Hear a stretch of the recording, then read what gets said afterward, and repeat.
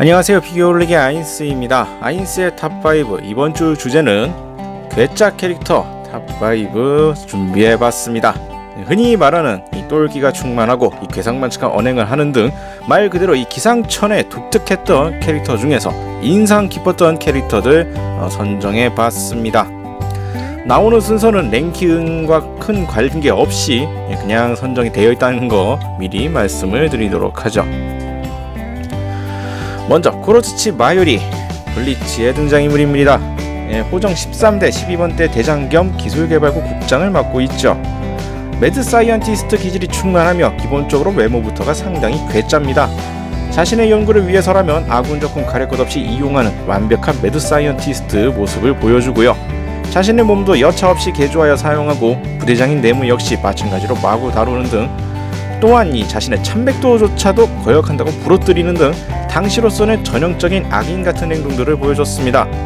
특히나 이 정점을 찍었던 부분이 제 개인적으로는 자엘 아폴로 그란츠와의 대결이라고 보는데요. 여기에서는 대체용 내장들을 가지고 와 그의 공격에 대해서 대비를 했고요.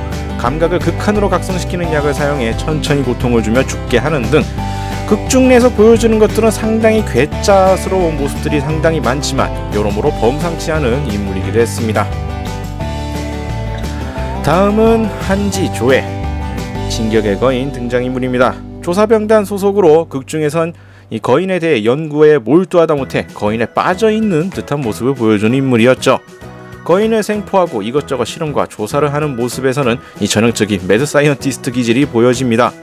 심지어 거인의 돌발 행동으로 자신이 위험한 순간이었음에도 대수롭지 않게 여기며 웃어넘기는 등 여러모로 정상인은 아닌 듯한 느낌을 보여주죠. 분명 진지할 때는 상당히 진지한 여러가지 캐릭터성을 보여줬지만 거인을 두고서 뭔가를 할 때만큼은 마치 새로운 장난감을 눈앞에 둔 어린아이처럼 캐릭성이 돌변하는 느낌을 보여줍니다.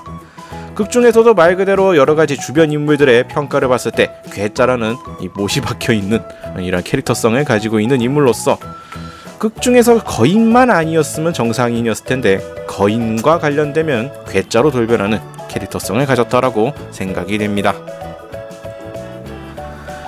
다음은 호세, 유이왕 5디즈 등장인물입니다. 일리아스텔의 3황제로 역사를 바꾸기 위해 등장했던 저 캐릭터였죠.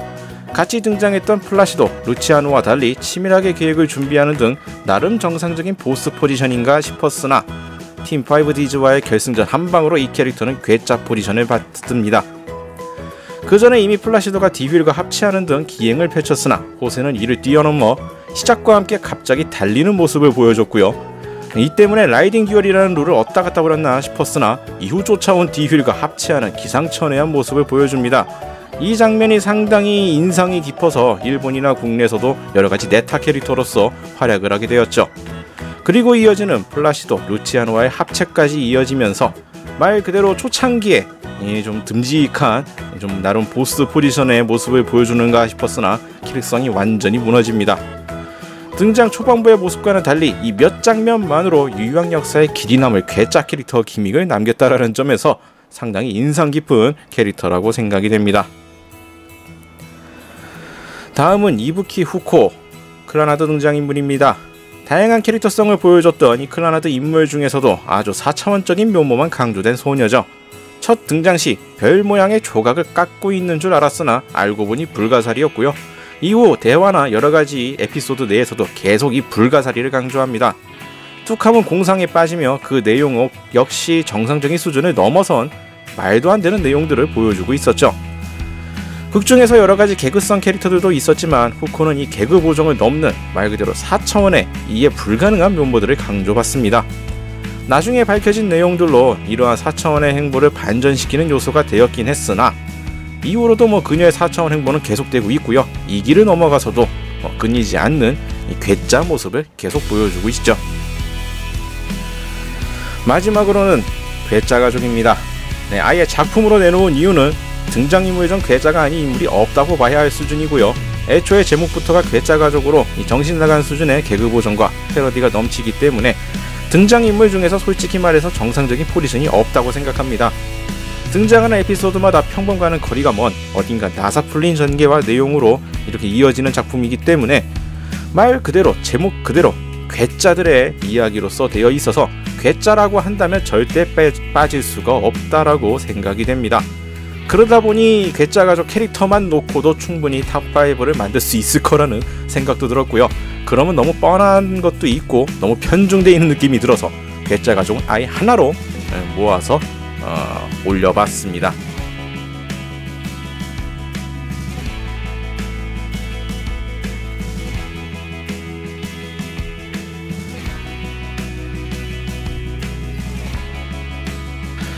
자, 이렇게 해서 이번 주에는 괴짜 캐릭터 5명이라고 하기엔 좀 애매하지만 선정을 해봤습니다. 네, 뭐 이것 외에도 괴짜라고 불릴 캐릭터들이 좀 많죠. 특히나 이 매드 사이언티스트 기질이 있는 캐릭터 중에서는 이러한 괴짜 속성이 강조되어 있는 캐릭터들이 많은데요. 저한테는 개인적으로 요 정도가 괴짜라고 하면 떠오르는 캐릭터라고 볼 수가 있겠습니다. 자, 이번 주 영상은 여기서 마치도록 하겠고요. 다음에 또 다른 주제를 선정해서 찾아뵙도록 하겠습니다. 저희 유튜브 비디오올릭 채널 좋아요와 구독 많이 부탁드리겠고요. 다음에 다시 뵙도록 하죠.